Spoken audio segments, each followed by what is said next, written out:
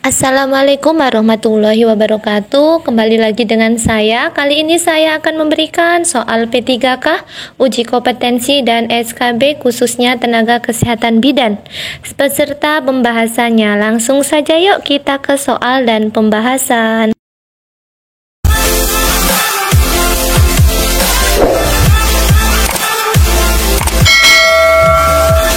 Soal pertama, seorang perempuan usia 30 tahun datang ke PMB dengan keluhan terlambat haid selama 3 minggu, mengeluh mual muntah saat pagi hari, dan kadang merasa pusing dan lemas. Sudah tidak menggunakan kontrasepsi selama 8 bulan yang lalu. Hasil pemeriksaan didapatkan tekanan darah 120/80, konjungtiva merah muda. Apakah pemeriksaan yang paling penting untuk penunjang asuhan kebidanan yang akan kita lakukan? A. HCG, B. Protein urin, C. Hemoglobin, D. Aseton, atau E. Reduksi urin? Jawaban yang tepat yaitu yang A, HCG. Bisa kita lihat ya penjelasan untuk masing-masing option. HCG yaitu mulai terdeteksi setelah terlambat haid hari ke-7 sampai ke-8 atau hari ke-11, dihasilkan oleh trofoblast atau bagian dari blastula, di mana usia kehamilan 16 minggu plasenta terbentuk dan memproduksi HCG dan penanda awal terjadinya kehamilan. Sedangkan protein urin biasanya dilakukan pemeriksaan apabila untuk menegakkan diagnosa preeklamsi ringan atau preeklamsi berat. Kemudian hemoglobin dilakukan bila gejala mendukung, misalnya konjungtiva pucat atau keluhan yang lain. Kemudian aseton saat mengalami hiperemesis gravidarum minimal grade 2, nafas ibu hamil akan mengandung aseton. Lalu reduksi urin biasanya dilakukan apabila untuk pemeriksaan kadar gula dalam kehamilan. Paham teman-teman untuk pemeriksaan masing-masing yang dilakukan sesuai dengan keluhan atau untuk menegakkan diagnosa yang terjadi pada pasien. Soal kedua, seorang perempuan usia 30 tahun datang ke PMB dengan keluhan terlambat haid selama 10 hari, kemudian mengalami perdarahan sedikit selama 2 hari atau flek-flek, setelah itu berhenti. Ibu dan suami sedang merencanakan kehamilan dan tidak menggunakan kontrasepsi selama 8 bulan yang lalu. Disebut apakah perdarahan sedikit yang dialami oleh ibu? A. Tanda Hegar, B. Tanda Hartman, C. Tanda Chadwick, D. Tanda Piskacek, atau E. Braxton Hicks? Jawaban yang tepat yaitu yang B. Tanda Hartman. Bisa teman-teman lihat atau bisa teman-teman baca ya dari pembahasan, yaitu tanda Hegar adalah serviks dan ismus melunak. Ya, semua ini diketahui dari pemeriksaan dalam ya, dilakukan pemeriksaan dalam. Kemudian tanda Hartman, pendarahan flek sedikit akibat nidasi yang terjadi pada hari ke-11 atau hari ke-7 sampai 8. Kemudian tanda Chadwick yaitu persio vagina dan labia kebiruan, tanda Piskacek pelunakan dan perbesaran uterus pada salah satu sisi. Kemudian Braxton Hicks yaitu kontraksi palsu. Paham teman-teman untuk pembahasan pada soal nomor 2 untuk masing-masing option ya. Bisa kita lanjut ke soal berikutnya. Soal nomor 3, seorang perempuan umur 27 tahun hamil 4 bulan datang ke puskesmas, mengeluh perutnya penuh dan mengalami kesulitan saat BAB atau konstipasi. Apakah penyebab keluhan tersebut? A. Peningkatan hormon progesteron, B. Peningkatan hormon oksitosin, C. Peningkatan hormon prolaktin, D. Peningkatan hormon estrogen atau penurunan hormon HCG? Jawaban yang tepat yaitu yang A. Peningkatan hormon progesteron. Ya, bisa teman-teman lihat kenapa jawabannya A?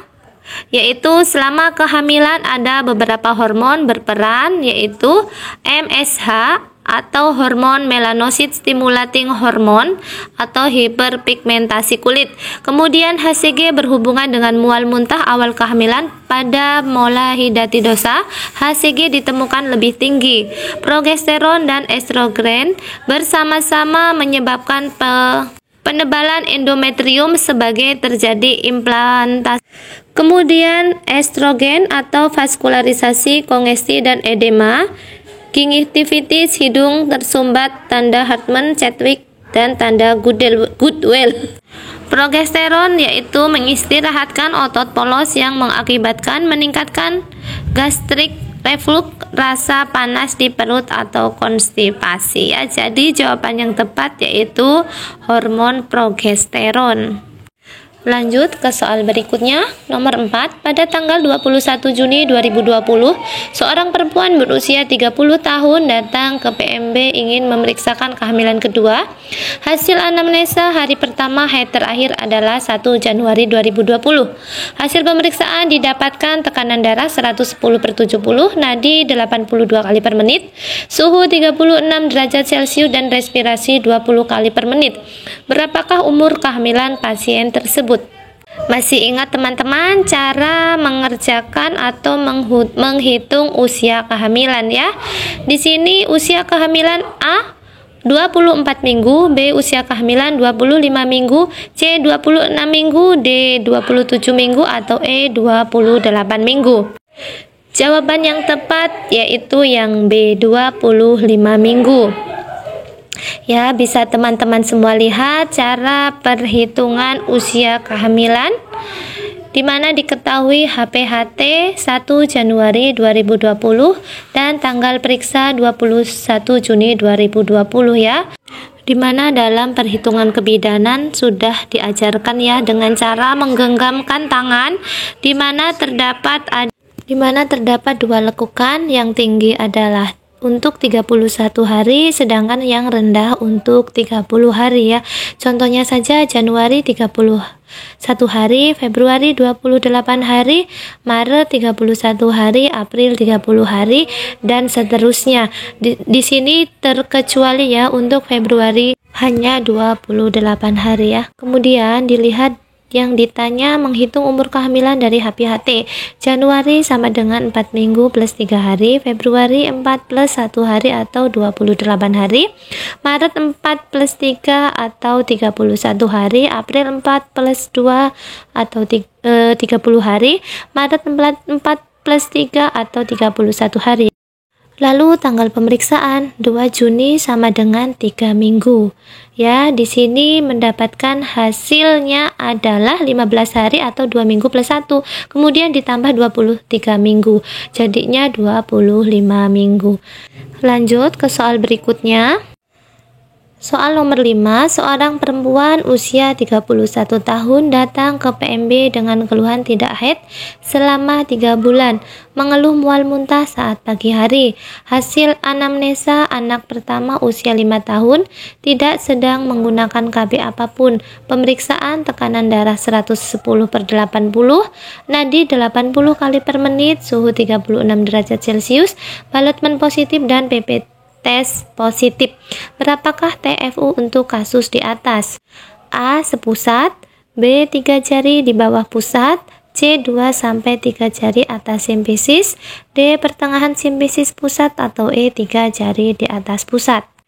Jawaban yang tepat yaitu yang C. 2-3 jari di atas simfisis.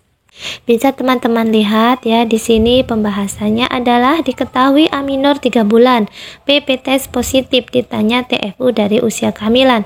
A minor 3 kali 4 minggu sama dengan 12 minggu. Perlu teman-teman ingat, patokan adalah usia kehamilan 24 minggu itu tingginya fundus adalah sepusat ya. Lalu setiap turun 4 minggu akan konstan yaitu 3 jari di bawah atau di atas dan pertengahan, sehingga 12 minggu adalah 2-3 jari di atas simfisis. Ya, paham ya teman-teman, patokannya adalah 24 minggu itu sepusat ya, tinggal setiap turun 4 minggu akan konstan yaitu 3 jari di bawah atau di atas dan pertengahan ya. Dan teman-teman semua bisa dilihat atau di screenshot untuk gambar tinggi fundus uteri ya, bisa teman-teman lihat atau screenshot biar lebih jelasnya. Oke, Kita lanjut ke soal berikutnya. Soal ke-6, Nyonya R usia 20 tahun, G1 P0A0 usia kehamilan 12 minggu, datang ke bidan praktek mandiri untuk memeriksakan kehamilannya. Keluhan frekuensi berkemih meningkat yaitu 8 kali per hari. TTV didapatkan hasil normal. Apakah penyebab keluhan tersebut? A. Perubahan hormonal, B. Peningkatan volume darah, C. Tekanan uterus pada kandung kemih, D. Peningkatan kapasitas kandung kemih, atau E. Tekanan kepala janin pada kandung kemih. Jawaban yang tepat yaitu yang C. Tekanan uterus pada kandung kemih. Pembahasan perubahan hormonal merupakan perubahan hormonal, misal peningkatan progesteron estrogen menyebabkan ketidaknyamanan selama kehamilan, misalnya gingivitis, konstipasi dan epulis dan lain-lain. Kemudian peningkatan volume darah menyebabkan hemodilusi terjadi pada trimester 2, biasanya pada usia kehamilan 32 minggu. Sedangkan tekanan uterus pada kandung kemih terjadi pada trimester 1. Kemudian peningkatan kapasitas kandung kemih. Lalu yang tekanan kepala janin pada kandung kemih terjadi pada trimester ketiga. Oke, paham teman-teman untuk pembahasan pada soal ini. Bisa kita lanjut ke soal berikutnya. Soal nomor 7, Nyonya R usia 31 tahun, hamil 24 minggu, datang ke praktek mandiri bidan untuk memeriksakan kehamilannya. Hasil anamnesa HPHT 28 November 2010. Hasil pemeriksaan tekanan darah 110/70, nadi 88 kali per menit. Berapakah hari perkiraan lahir kasus di atas? A. 4 bulan 9 2011, B. tanggal 5 bulan 8 2011, C. tanggal 17 bulan 7 2011, atau D. 27 bulan 7 tahun 2011. Masih ingat teman-teman rumus taksiran persalinan ya, atau perkiraan lahir? Jawaban yang tepat yaitu yang A ya, 4 tanggal 4 bulan 9 2011. Di mana cara menghitungnya adalah diketahui HPHT 28 November 2010, ditanya HPL-nya ya, jawab hari 28 plus 7 atau teman-teman masih ingat ya, yaitu rumusnya plus 7 min 3 plus 1 ya. Di sini tanggal 28 plus 7 35 hari dalam bulan, yaitu bulan 11 dikurangin 3 8, dan tahun 2010 ditambah 1 berarti 2011 ya.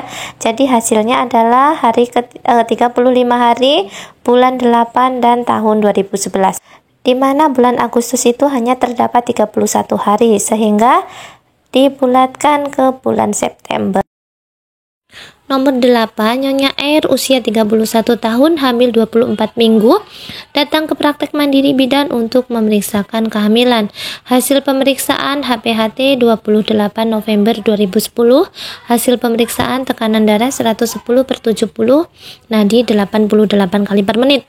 Apakah perubahan psikologis yang mungkin terjadi? A. Ibu merasa sehat, B. waspada, C. muncul perasaan ambivalen terhadap kehamilannya, D. muncul penolakan, E. khawatir apakah bayinya akan normal atau tidak. Jawaban yang tepat yaitu A. Ibu merasa sehat ya. Bisa kita lihat bahwa penjelasan psikologis adaptasi psikologis selama kehamilan, di mana di situ terbagi menjadi 3 ya, karena pada kehamilan terdapat 3 trimester ya. Yang pertama adalah trimester 1, masa adaptasinya ibu merasa ambivalen karena di situ terjadi perubahan dari ibu sebelum hamil dan ibu hamil. Ibu merasa tidak percaya bahwa dirinya hamil ya, ibu merasa ambivalen ya teman-teman. Kemudian untuk trimester kedua yaitu ibu sudah merasa atau ibu sudah bisa beradaptasi sehingga ibu merasa happy pregnancy ya. Lalu di sini ada pada trimester ketiga ya, Masa penantian, ibu merasa cemas, ibu merasa khawatir apakah persalinannya nanti normal atau tidak. Kemudian ibu merasa khawatir apakah bayinya akan normal atau tidak ya. Sehingga pada soal di atas, adaptasi psikologinya adalah ibu merasa sehat pada trimester kedua atau usia kehamilan 24 minggu. Nah, di sini saya mencantumkan perubahan psikologi selama kehamilan, di mana trimester 1 ibu merasa penolakan, kecewa, merasa tidak sehat, sering kali membenci kehamilan, menyembunyikan kehamilan, dan ambivalen.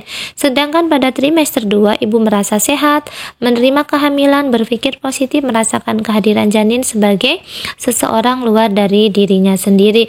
Kemudian trimester ketiga ibu merasa waspada, ibu merasa tidak sabar menunggu kelahiran bayinya, ibu merasa khawatir atau takut apabila bayi yang dilahirkan tidak normal, ibu merasa sedih akan berpisah dari bayinya dan kehilangan perhatian khusus yang diterima selama kehamilan.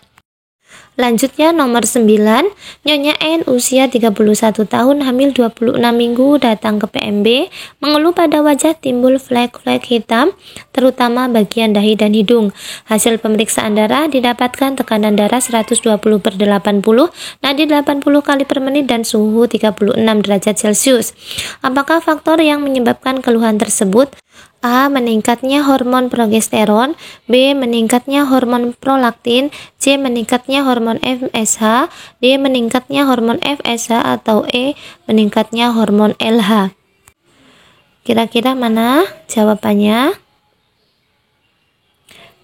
Ya, di sini jawaban yang tepat yaitu yang C. Meningkatnya hormon MSH. Oke, lanjut ke soal berikutnya. Soal nomor 10. Nyonya N usia 31 tahun, hamil 36 minggu, datang ke PMB. Hasil pemeriksaan keadaan umum baik, tekanan darah 120/80, nadi 80 kali per menit, suhu 36,5 derajat Celcius. Hasil palpasi didapatkan presentasi kepala, TFU 32 cm, Puki, kepala sudah masuk PAP atau tidak dapat digoyang. Berapakah TBJ kasus tersebut? Ya, masih ingat teman-teman rumus TBJ? Ya, tekanan berat janin. A 3100 gram, B 3255 gram, C 3410 gram, D 3500 gram, atau E 3450 gram. Ya, dimana diketahui adalah pembahasan bisa ditulis dengan rumus contosak ya. Apabila belum masuk panggul semua itu bisa dikurangin 12. Lalu bila sudah masuk panggul semua itu 11 ya, dikurangin 11, dan apabila belum masuk panggul itu adalah dikurangi 13 ya. Di sini maaf teman-teman tidak saya tulis ya. Lalu di sini diketahui TFU 32 cm, kepala sudah masuk PAP. Jadi rumusnya adalah TFU dikurangi 11 dikali 155 yang hasilnya adalah 3255 gram. Sehingga taksiran berat janin adalah 3255 gram. Paham ya teman-teman? Inilah cara menentukan taksiran berat janin berdasarkan rumus dari contosak ya. Sekian dari saya. Semoga bermanfaat. Wassalamualaikum warahmatullahi wabarakatuh.